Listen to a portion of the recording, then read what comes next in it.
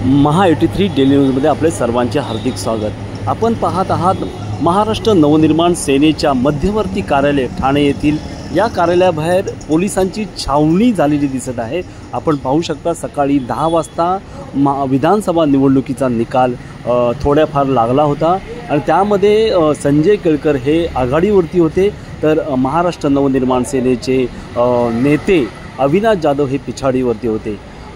विधानसभा निवडणूक 2024 या निवडणुकीमध्ये संपूर्ण महाराष्ट्राचे लक्ष लागले होते ते ठाणे शहराकडे आणि या ठाणे शहरामध्ये महाराष्ट्र नवनिर्माण सेनेचे नेते अविनाश जाधव हे निवडणूक लढवत होते।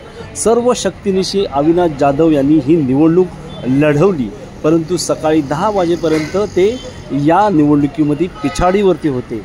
त्यामुळे का होईना या त्यांच्या मध्यवर्ती कार्यालयाबाहेर पोलिसांचा गराडा दिसत होता। पोलीस तिथे उभे होते आणि मध्यवर्ती आपण पाहतात ठाणे येथील महाराष्ट्र नवनिर्माण सेनेचं हे मध्यवर्ती कार्यालय आहे आणि या कार्यालयामध्ये पोलिसांची गस्त वाढत चाललेली आहे, कारण की अविनाश जाधव या निवडणुकीमध्ये पिछाडीवरती दिसत आहेत।